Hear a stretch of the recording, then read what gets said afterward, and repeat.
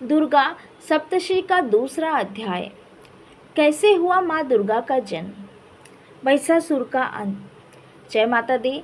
प्यारे भक्तों, माताओं और बहनों, आप सभी का हार्दिक स्वागत है। आज हम दुर्गा सप्तशती के दूसरे अध्याय की अद्भुत, विस्तृत और तेजस्वी कथा को सुनने जा रहे हैं। यह कथा केवल एक युद्ध का वर्णन नहीं, बल्कि यह सृष्टि के उस क्षण की गाथा है जब सभी दिव्य शक्तियाँ एक होकर एक परम शक्ति को जन्म देती है। यह हमें बताती है कि जब धर्म पर संकट आता है तो ब्रह्मांड की हर छोटी बड़ी ऊर्जा मिलकर एक हो जाती है ताकि अधर्म का नाश हो सके। तो आइए हम सब मिलकर उस गहन और अद्भुत कथा में गोता लगाएं।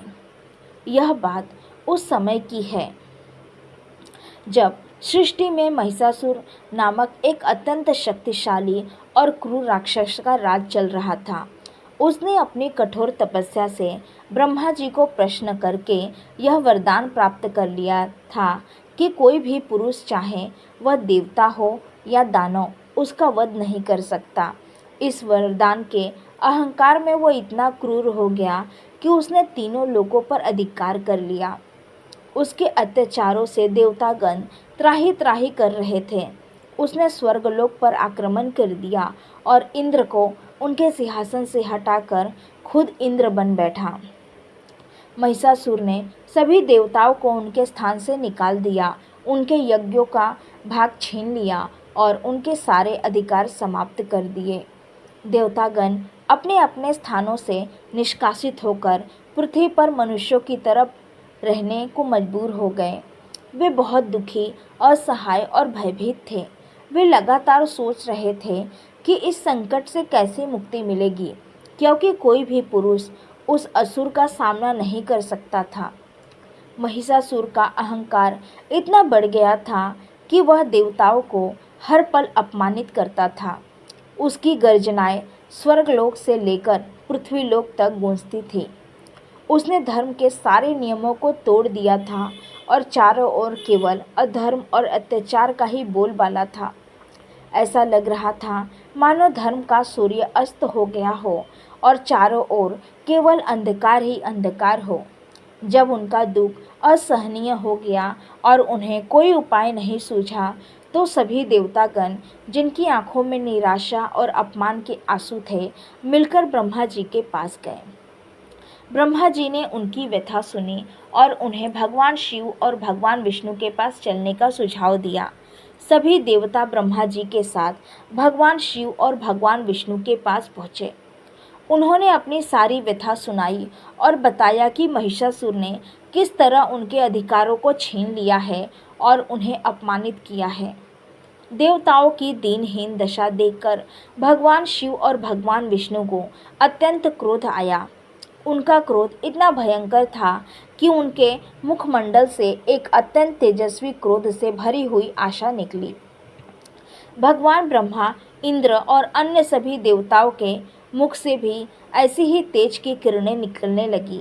वह क्षण ऐसा था जैसे समूचा ब्रह्मांड ही क्रोध से कांप उठा हो।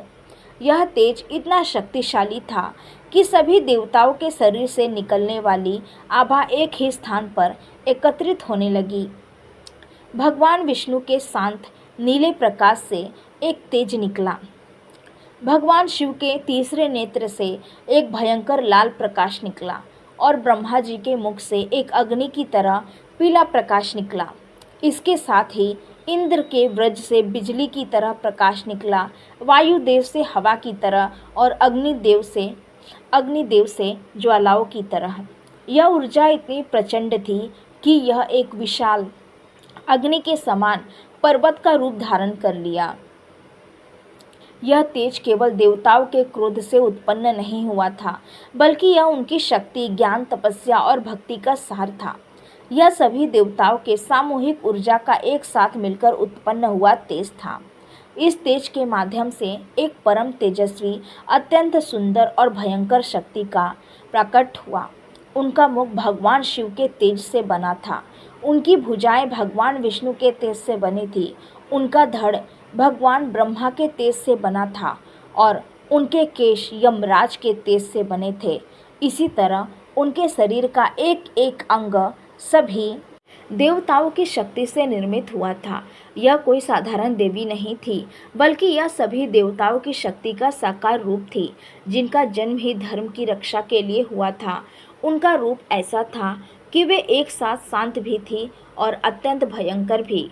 उनके नेत्रों में ममता और क्रोध दोनों एक साथ थे। जब माँ प्रकट हुई तो सभी देवता उन्हें देखकर विस्मय और श्रद्धा से भर गए। उन्होंने देखा कि माँ की हजारों भुजाएं थीं और वे हर भुजा में एक अस्त्र धारण कर सकती थी। सभी देवता माँ की महिमा को समझ गए और उन्होंने अपने अस्त्र शस्त्र माँ को भेंट दिए। यह केवल शास्त्रों का आदान प्रदान नहीं था, बल्कि यह सभी देवताओं का माँ के प्रति संपूर्ण समर्पण था। उन्होंने अपनी सबसे शक्तिशाली वस्तुएं माँ के चरणों में समर्पित कर दी। भगवान शिव ने अपना अत्यंत शक्तिशाली त्रिशूल दिया, जो तीनों लोकों को एक साथ हिलाने में समर्थ था। भगवान विष्णु ने अपना सुदर्शन चक्र दिया, जो काल के चक्र का प्रतीक है और हर दुष्ट का संहार करता है। इंद्र ने अपना वज्र दिया, जो शक्ति और अधिकार का प्रतीक है। वरुण देव ने शंख और पाश दिए, जो जल की शक्ति को दर्शाते हैं। वायु देव ने अपना धनुष और बाण दिए, जो हवा की गति को नियंत्रित करते हैं। यमराज ने अपना दंड दिया, जो न्याय और धर्म का प्रतीक है। अग्निदेव ने शक्ति दी, जो अग्नि की शुद्ध करने वाली शक्ति को दर्शाती है। सूर्यदेव ने माँ के रोमों को तेजस्वी बनाया और उन्हें एक ऐसा तेज दिया जिसमें वे हर जगह प्रकाशित हो सके। भगवान विश्वकर्मा ने उन्हें अत्यंत सुंदर और शक्तिशाली कवच और कुल्हाड़ी भेंट की। इसी प्रकार सभी देवताओं ने अपनी अपनी सबसे शक्तिशाली वस्तुएं माँ को भेंट कर दी।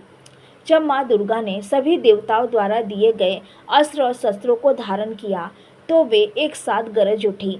उनकी गर्जना इतनी भयंकर थी कि पूरी पृथ्वी कांप उठी, पहाड़ हिलने लगे और समुद्र में विशाल लहरें उठने लगी।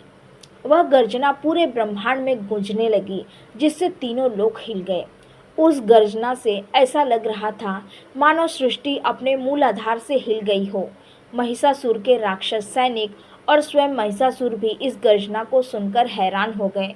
वे समझ नहीं पा रहे थे कि यह आवाज़ कहाँ से आ रही है। महिषासुर ने अपनी सेना को उस आवाज़ का पता लगाने के लिए भेजा। उस आवाज़ में एक ऐसा बल था जो महिषासुर के साम्राज्य को चुनौती दे रहा था। उसके सैनिक डर गए थे, लेकिन महिषासुर के अहंकार ने उन्हें आगे बढ़ने पर मजबूर कर दिया। इस प्रकार उस भयानक गर्जना के साथ धर्म और अधर्म के बीच एक और महायुद्ध का आरंभ हुआ। यह कथा हमें सिखाती है कि जब भी बुराई अपने चरम पर पहुंचती है तो अच्छाई की सारी शक्तियां मिलकर एक हो जाती हैं और एक ऐसी शक्ति को जन्म देती हैं जो हर बुराई को मिटा देती है। यह हमें यह भी बताता है कि माँ दुर्गा केवल एक देवी नहीं है, बल्कि वे सभी देवों की सामूहिक शक्ति का प्रतीक है। यह कथा हमें प्रेरणा देती है कि हमें कभी भी हार नहीं माननी चाहिए, क्योंकि हमारे अंदर भी माँ की वो शक्ति मौजूद है जो हमें हर संकट से बाहर निकाल सकती है। हमें केवल अपने अंदर की उस शक्ति को पहचानना होगा और उसे जागृत करना होगा। माँ की यह कहानी हमें हमारे जीवन में आने वाली हर छोटी बड़ी महिषासुर जैसी बाधाओं से लड़ने का साहस और शक्ति देती है। प्रिय भक्तगण, अभी आपने दुर्गा सप्तशती का द्वितीय अध्याय श्रवण किया। माँ भगवती की कृपा से हम सबके जीवन में शक्ति, साहस और सुख समृद्धि का संचार हो। माँ दुर्गा का आशीर्वाद आप सभी पर सदा बना रहे। अगर आपको ये पाठ सुनकर अच्छा लगा हो तो कृपया इस वीडियो को लाइक और शेयर करें, ताकि अधिक से अधिक लोग माँ की महिमा से जुड़ सके। हमारे चैनल को सब्सक्राइब करना न भूलें, ताकि आपको दुर्गा सप्तशती के अगले अध्याय की सूचना समय पर मिल सके। कमेंट बॉक्स में जय माता दी लिखकर माँ दुर्गा का आशीर्वाद ज़रूर प्राप्त करें। जय माँ दुर्गा।